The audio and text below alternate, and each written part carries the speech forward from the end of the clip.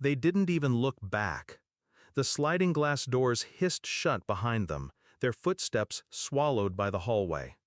I stood there in the harsh fluorescent light, my hand on Grandma's frail arm, watching the people who shared my blood vanish without a word.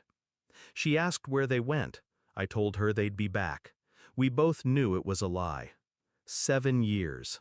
7 winters of pushing her wheelchair through narrow corridors, feeding her when her hands trembled, reading her the same worn Bible passages she loved. 7 birthdays where the only candlelight came from me. And 7 years without a single call from them, not even when she slipped deeper into the fog of her final days. The day she died, the hospital room felt too quiet.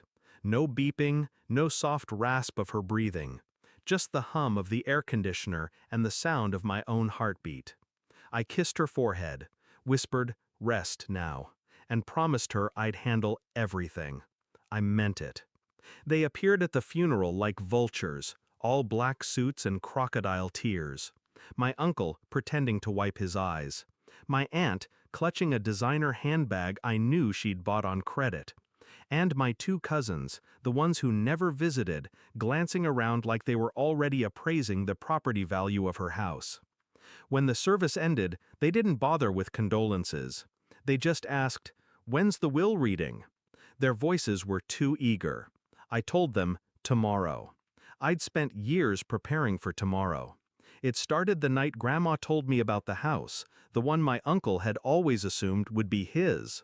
She was sharp then, sharper than they ever gave her credit for. She asked me to promise I'd protect what was hers. I promised, and I made sure every legal thread was tight. Power of attorney, transfer of title, trust funds locked with conditions only I could fulfill.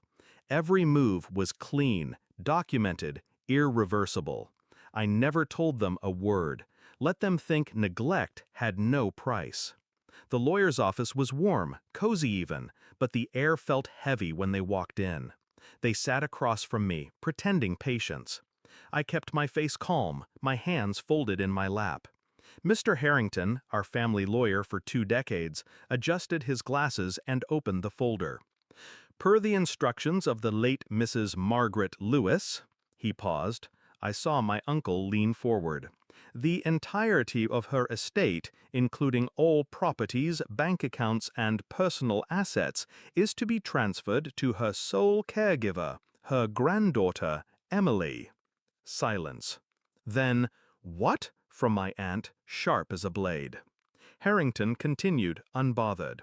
"It is further noted that her surviving relatives are to receive," he glanced at me, I nodded, "a $1 each as a token." My cousins laughed, at first. Then the reality sank in.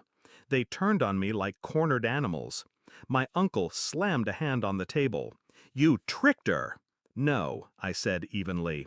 "I stayed. You didn't." I didn't raise my voice, didn't need to. Every word was a mirror they couldn't look into. "You think you can just take everything?" my aunt hissed.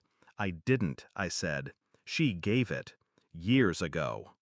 That's when Harrington slid over the notarized dates, the video recording of Grandma reading her will with her own steady voice. Their protests died in their throats. Watching their faces was better than I'd imagined. Shock, anger, then something worse, the creeping realization that it was over, that they had nothing. I stood, smoothing my coat. Grandma wanted her things cared for. Not sold, not pawned. Cared for. I let that hang in the air. And you made sure you wouldn't be the ones doing it. No one spoke as I walked out. Outside, the air was cold but clean. I thought of Grandma, the way she'd smile when I made her tea, the way she'd squeeze my hand even when she couldn't form words anymore.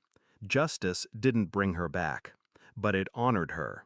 And as for them, well, they'll remember the will reading for the rest of their lives. They'll remember the moment they realized they'd abandoned more than just a woman in a hospital bed.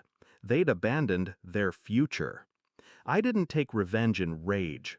I took it in silence, one signature at a time, and in the end, that silence was the loudest thing they'd ever heard.